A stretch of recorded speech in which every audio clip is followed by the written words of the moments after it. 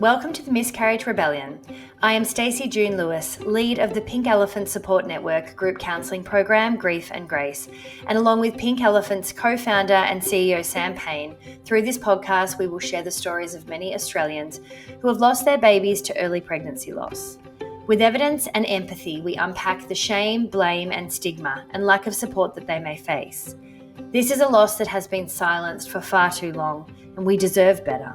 We are here to normalise the conversation and to make lasting change. On today's episode of the Miscarriage Rebellion, I am really honoured to have Sarah Mitchell with us. I've known Sarah for a number of years now. She's been a long-time supporter of Pink Elephants, the work that we do, and the need for more support for women who go through early pregnancy loss. I'm going to let Sarah introduce herself, and then Sarah will talk to her experience as well. I'm really grateful that you could be here with us today. Thank you for having me, Sam. I'm a bit nervous. I don't normally do podcasts, so this is a bit new for me. But thank you. So, I guess to introduce myself, I'm a Member of Parliament here in New South Wales. So I'm in the upper house. I've been in that role since about 2011, and I've had different things I've done over the years. I was a minister in the former government, Minister for Education and Early Childhood, among other things. And I'm also a mum, live in Gunnedah, out in the country, 2 daughters and a husband, and sort of have that life as well. Yeah. It's a good life. Two sides. You get the city and the country as well. Yes, best of both worlds. Yeah, I love that. If you can start by sharing with us your experience of pregnancy loss and what you went through and how you've kind of landed here as well. Yeah, sure. So I have, as I said, 2 beautiful daughters. They're nearly 8 and 12, but I did have 2 losses in between having my girls. And the first was quite early on. I was sort of only really had just done sort of the home pregnancy test and realised that we were expecting. And then I think it was about a week later, obviously started to realise that wasn't happening anymore. And I was really upset. I found it, quite a tough thing, but I sort of also was like, statistically this happens, this is probably my unlucky time, and we'll keep trying. And then I fell pregnant again, and that one also was a miscarriage, but I was a fair bit further along. I was about 10 weeks along, and that one was really tough because I hadn't been expecting that, and it was literally picked up at like a routine sort of doctor's appointment. So that feeling of kind of going, expecting to see your baby for the first time. I'd had an earlier appointment about 6 weeks before. It was over the Christmas period. We were heading away and all the blood tests were good and it was all sort of looking positive, and I was feeling a bit yucky, and I sort of thought, oh, yep. And then, routine doctor's appointment, and, hearing the sort of horrible words that there's no heartbeat, which I know many people have been through, including yourself. And just needing to go through a D&C and having a really awful day, because it all happened within, the sort of 10 to 12 hour period. And that was awful. And it took me a little while to kind of get through that and to even to be able to talk about it. But I think for me and my husband, and it just sort of gave me insight into what it feels like to feel like your body's let you down and to feel upset. And it probably wasn't actually until I met you several years later, when you said to me, you would have been grieving. And I'd never put that word on it, but I definitely was. And, I was a Member of Parliament, I was busy, and my sort of forward-facing persona was being this very strong woman. But I was pretty distraught after that for a period of time, and it took a little while to work through it. Yeah. And it's interesting that you kind of make that connection, that with kind of, you can look back and say, yes, it was grief, but when you're in it, you couldn't label it as grief. And I guess that's a lot to do with the conversations that we have around miscarriage and early pregnancy loss. We put these labels like early on it. Yeah. And that in a way disenfranchises our grief experience. And we're told it's common, it happens, it's nature's way, it's something you get on with. Yeah.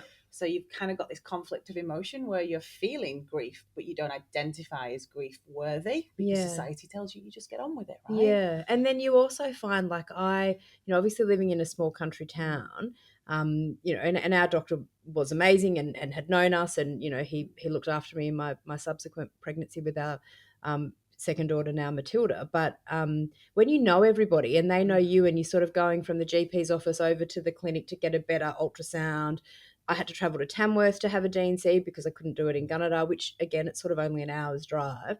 But even going through all of that, when people, in hindsight, it's lovely that people know you because that care is there, but you're also really exposed on a very vulnerable day. And then I you almost feel like, I wouldn't say I felt guilty, but when I felt so upset, I was thinking, I've already got a beautiful little girl. Like, there's so many people who don't have that.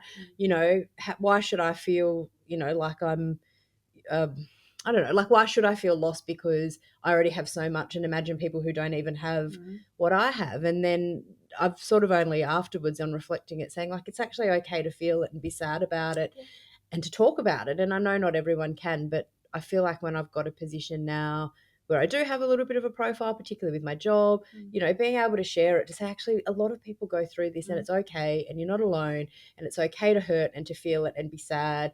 And you don't have to compare yourself to others. This isn't a sort of grief competition. You can feel sad. You can be empathetic to others on their fertility journey, but we're all allowed to feel it, and we should be able to feel it and not feel bad about that. Yeah, 100%. And I know we've talked about this before offline, but our journeys were very similar. That I too had Georgie when I was going through my 2 losses, back-to-back losses, and I also felt similar and was even told by people, oh, just focus on Georgie, that'll make you feel better. And it's kind of like you just don't feel worthy of grief. Yes. But actually, when I reflect now, my grief was magnified by what I was losing, because I loved and adored Georgie so much. I was desperate to give her a sibling, and that feeling of, I've just lost another Georgie is how it felt to me at that time. So I think we do need to move away from this comparison of whether you're worthy of grief because you've got a kid or not got a kid, or what gestation it was. So yeah, I love that you brought that up.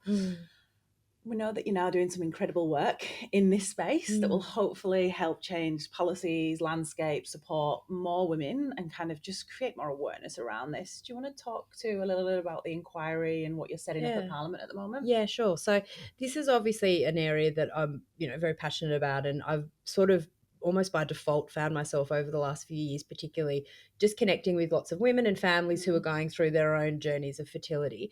And I've never sort of had, I guess, sort of carriage of that in a political sense. I was education minister. I wasn't sort of health or women's or anything like that. But I've always really thought this was an important policy space, and I've always tried to use my voice in Parliament or even in Cabinet when I was a minister to talk about some of these issues. And so, now my party's in opposition, so I've got a bit more time to do some different work. And so we've established an inquiry here, which is, we were calling it Into Fertility Support, because it's literally going from everything from, what should students be learning at school about their own fertility? What does that journey look like? Through to things like endo, obviously things like miscarriage and loss, and then the IVF and the surrogacy journey for those who go down that path. And the reason that it sort of started, as I said, there's been a lot of different women mainly and families I've met, friends who've been through things, different people I've connected to, where I just sort of thought there's probably a space here where we could look at how we better support everyone on that fertility journey, because everyone is on a journey. It's so common for people to be thinking about this and to be working through what it looks like. There's no kind of linear pathway to parenthood. And so originally I was thinking more sort of the IVF surrogacy end. But then when we started to look into that, there's always steps that precede that. So, it's loss. It's many, many losses that then make people potentially then go to IVF. There can be things like endo. And so then, the concept is we want to look at kind of everything in that space. So submissions have closed. We'll look to have public hearings in the new year and really look at what we can do to better support people on the journey. It's pretty open-ended, but I'm excited. I think we're going to come up with some really good things that will actually make a tangible difference for people on the journey, and that's the intention. Yeah, absolutely. I think it's got an incredible intention, and I love the broad scope, because I feel like that leads us to be able to hear so many different versions of building families. And touching on the education part as well, it's that whole thing of, we hear time and time again that we're kind of sold this narrative early on of prevent a pregnancy, go on the pill, get your career, get married, buy your house. All of these things are tick boxes that you work hard towards, and then you can have a family. But what we don't talk about, well, by that point, you're probably in your mid-30s and your fertility might be declining, and like all sorts of different factors go into that. But we need to get better at providing education much earlier on, so that people have more informed, empowered decisions around their own reproductive health. But it's even like now, I'm listening to my daughter, she's 12, she's just in year 6, and they've gone through sex ed in year 5 and year 6. I didn't put her in year 6 because I was like, I'm done. I was like, I can tell you more, and this is ridiculous. It's still the same narrative now of how to prevent a pregnancy. And I'm like, okay, I actually think you've learnt more by what I do here at Pink Elephants. And so I know that one of the things that we talk about this as well is that we need to get better at giving people that information much earlier on. Yeah. And I think there's a good link there as well as a Yeah. former education No, minister. definitely. And like, you know, it's the balance, right? Obviously you need to teach young people about sexual health and, you know, all of that's important, and you don't want to not do that. Nope.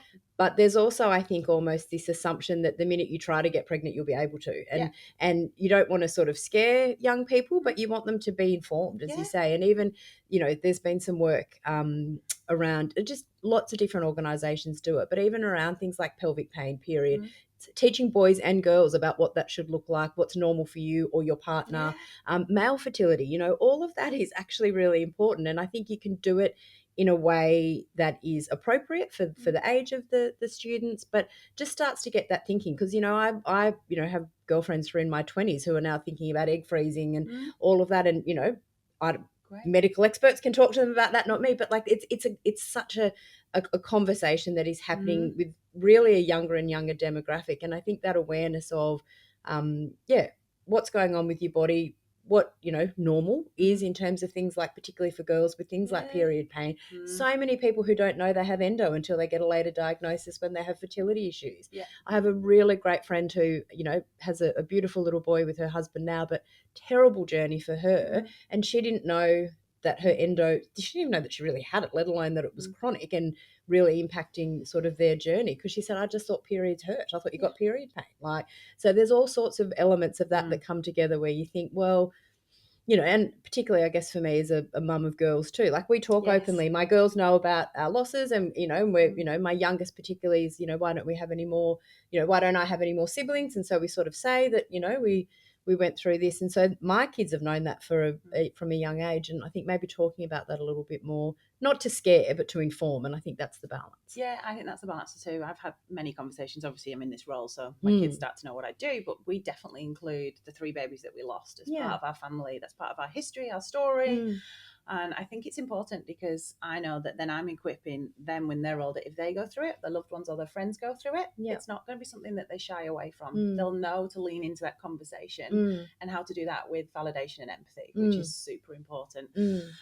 I know that you've kind of only just closed off submissions, but it'd be really interesting. Is there any kind of themes, anything coming through that you're hearing at this stage? Yeah, I mean, I think there's a lot to unpack, a lot of different groups. And and, you know, literally starting to read through the submissions. And I think when we have the hearings, it'll be a good opportunity because you can sort of sit and have a conversation a bit like, you know, we are, but with other parliamentary colleagues. I think there's some sort of almost low-hanging fruit around some of the information that needs to be going out there.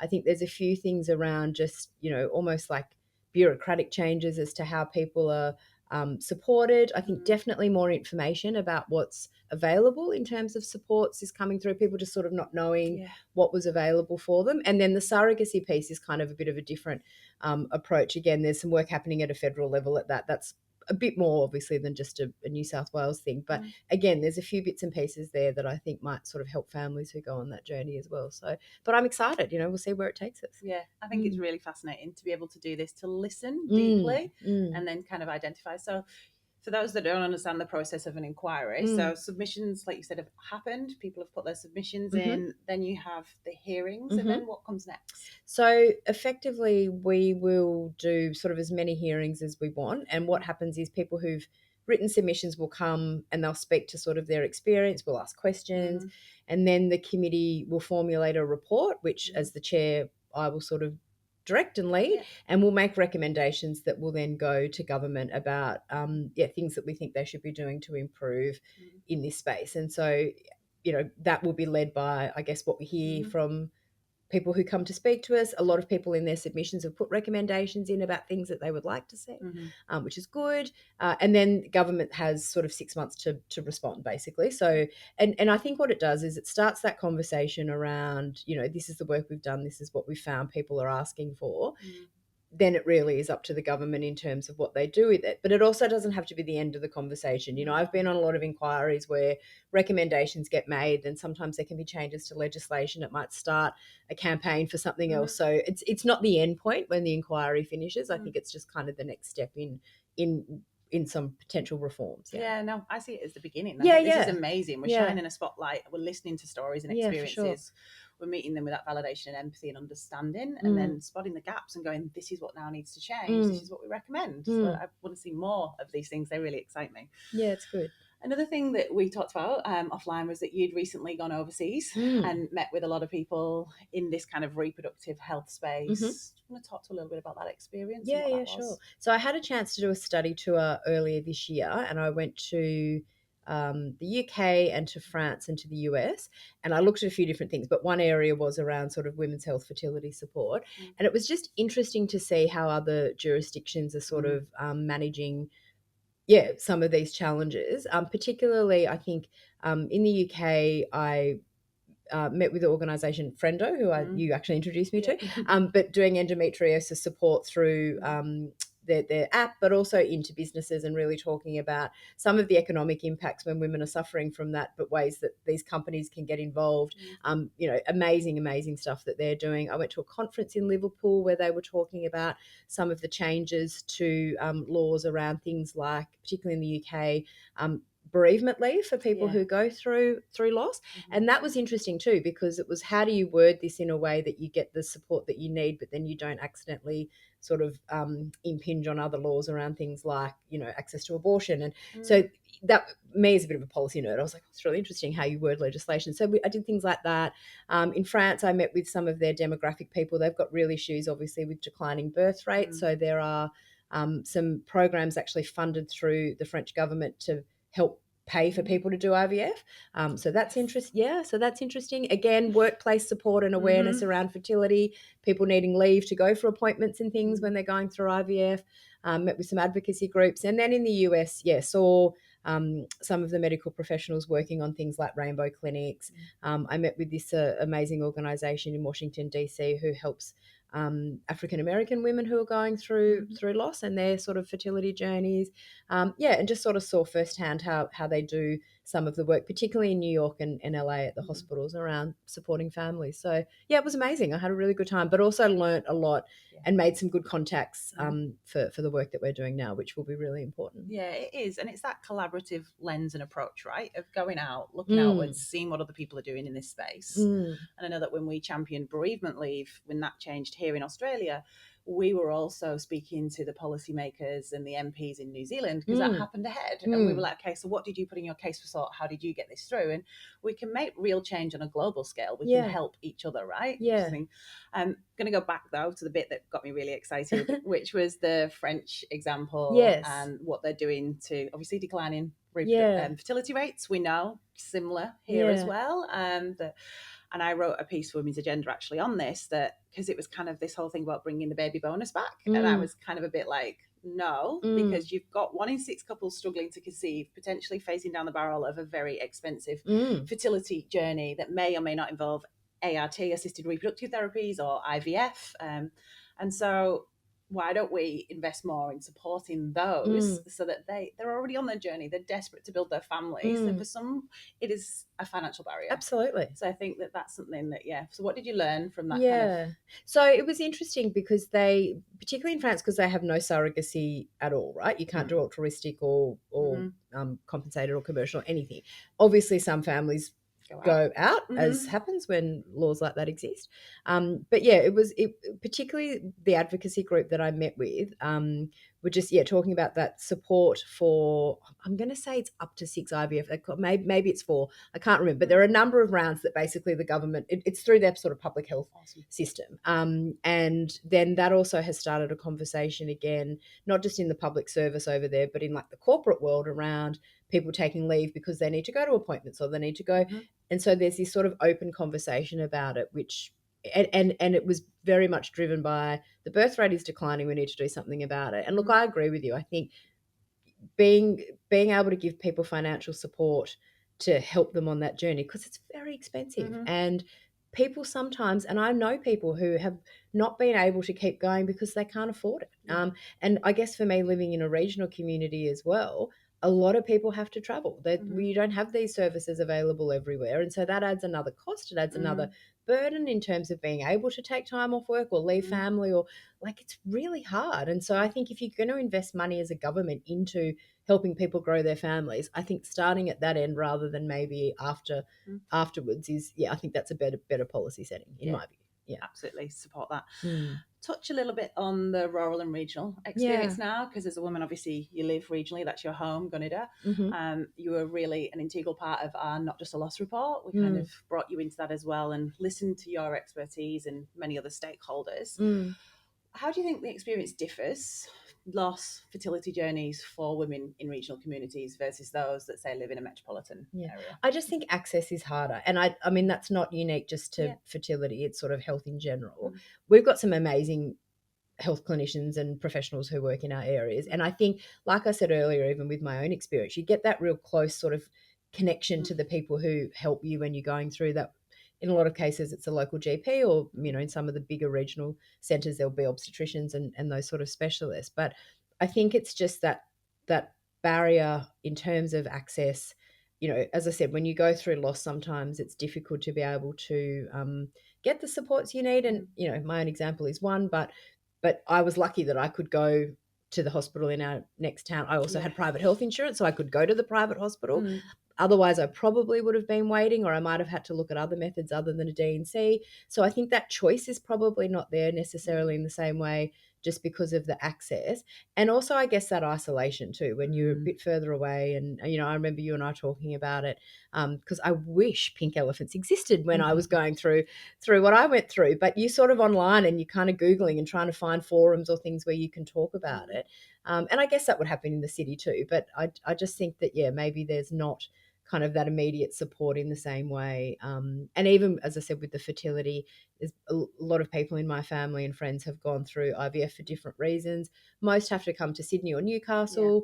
There's just not a lot in terms of offerings in our areas. And that's the same with other health sort of specialties, but it probably just adds another burden, I think, and another emotional layer when you've got and a financial layer too. Yeah, so absolutely. Yeah. And that's 100% what we uncovered in the report from lived experience and other experts as well in this space, that there's almost like a double isolation, because you're isolated by the experience, because generally society doesn't really talk so much about these things. And then on top of that, you've also got a geographical isolation, which makes it harder to access care, or even just having friends pop in on you to check in on you. It's not the same. It can be much harder. So we've really tried to kind of shine a spotlight on some of those inequities, and then we've linked it to some recommendations. If anyone's interested, you can go to Pink Elephants and look up that report. I'm sure it will also play part of what we've put submission into the inquiry as well. I'd like to kind of loop back now, if it's okay, of course, and go back to your personal experience, because I feel like it's almost, and I know the term journey is overused, but it has been, right? Because you're right, your experiences were similar to when mine were. I think we've talked about this before, similar time frame on our losses and similar years. So you've now gone away, you've kind of looked at what's happening within the system, you've learned so much from overseas, you're kind of hosting this inquiry. What would you want to tell yourself now that you wish you'd known then? That's hard. I like right in the thick of like that day, that really awful day, like that. I guess you will get through it, and it does get better. And I suppose, even though I don't know if this is going to sound weird, but like now knowing that we did have our second daughter Matilda, who's now nearly 8, like that felt really like our family was complete when we had her, and not that we would have been very happy just with Annabelle, who of course we love dearly as well. But it just, something about that feeling of like, and it's funny, she's a bit of a character. And when we talk about it, she's like, oh, Mum, maybe you guys were just waiting for me. And I was like, maybe we were, like, and that sort of makes me a bit emotional, but it's sort of, that sort of, your family will feel complete. I think that would have been a nice feeling on a personal level to have. But then also, I guess, professionally, being able to, as I said, use my role to help others. And I'd like people to sort of understand that feeling of when all you want is a baby, whether it's your first, your third, your 10th, and you can't get it. And just that grief, that almost sort of primal urge to be a mum and to not have it be working out for you is something I've felt. And I think that has really helped me do this work. And I think other women and people who might be listening to this, that's what's driving me to do it. And I like that people maybe can see that. People probably see politicians and think we don't know, we don't care, or we don't have a life. But that's why I want to do this, because in a sense I've been in that position. You know, many have been through worse than me, and I know that, but I know what it feels like when it's not working for you. And to be able to use that for good, and to use my role in public life to help improve others, turning grief into something that might make a difference is something that, you know, I'm pretty proud of being able to do. Yeah, and you should be. And I've known you for years, and I've watched you carry this on for years, and keep doing more, because there is more to be done. And obviously we're incredibly grateful at Pink Elephants, because it's great to have other women alongside us who've similar felt that pain, like been there too, and then gone, okay, well, I'm not just going to move on from this. I'm going to now, I'm in a different place. I'm stronger now. I've gone through what I've gone through. I'm going to use that to make a difference for other people. And not everyone does that. So that's huge. Definitely something to be proud of, and one that we're really grateful of. And like I said, I mean, can I just say what you do and what Pink Elephants does, like the you know, there's no words for it, Sam. And I know we've had a lot to do with each other now over the years, but like, it really matters. And you would never be able to quantify the number of people that you've helped with what you do. So you should be very proud in your team, because you guys are amazing. And I love working with you, and I want to do it for a really long time. So. And we will. Thank you so much. But one last question. Okay.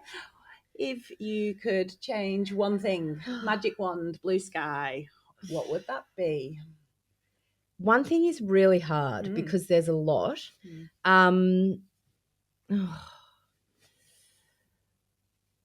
mean, maybe in the first instance, this is really small, but I think what we could do, and we could do it very easily, is have a better way of not having women have to tell their story over and over again if they don't want to when they're going through it, which I know sounds like it's tiny, there's so much, but when I was in New York and at the Rainbow Clinic, they were saying what they do is they literally put on the delivery suite a little rainbow symbol, so that someone coming in, because, you know, people come in and out throughout someone's birth, know that they're having their rainbow baby. And so they're just a little bit more sensitive, a little understanding if perhaps, you know, mum's a bit more anxious, or dad or partner or whatever. That's so small. But I think if you could help that for people going through it or with subsequent pregnancies, I think that would be a really important, like, that's something government could do tomorrow, and I think that would make a really big difference. So I'm going to pick that because it's an easy one that we can actually achieve. I absolutely love that. And I don't think it is small. I think it's massive for the woman in it there, because I can't tell you how many times I hear on a daily basis within our online communities, and when I see feedback from things like live chat and all the other services that we offer, it is that I've had to tell my story 5 times to 5 different people today, and I'm broken, and I can't do this anymore. What do I do? Or the ones that get a phone call from the sonography clinic for the 12-week appointment that they missed, and they're like, well, the hospital knows I miscarried, I had my D&C there. Why are they? Someone? There's no kind of like synergy, and they're having to. I mean, DJ Tiger Lily's on Kira's Bound by Love campaign talks about this as well. It's almost like the admin mental load. 100%. It shouldn't be on us who are going through it, right? There needs to be better systems backing us as we go through this. Like pretty much as soon as you're going through that, there should be a way to make that clear in your sort of medical records, so you're not retelling and re-traumatizing, because that's what it is. So that would be I'll pick that as my one, and I reckon we can do that. I reckon we can do that, and I think it's incredible, and I can't wait to see that one rolled out. Thank you. Awesome. Thank you so much for coming on and sharing it. So grateful. Awesome. Thanks, Sarah. Today's episode may have brought up some feelings that you need some extra support around, and that's totally okay. Head to pinkelephants.org.au to access our circle of support, your space where you can be met with empathy and support through all of your experiences of early pregnancy loss. We're here for you. You're not alone.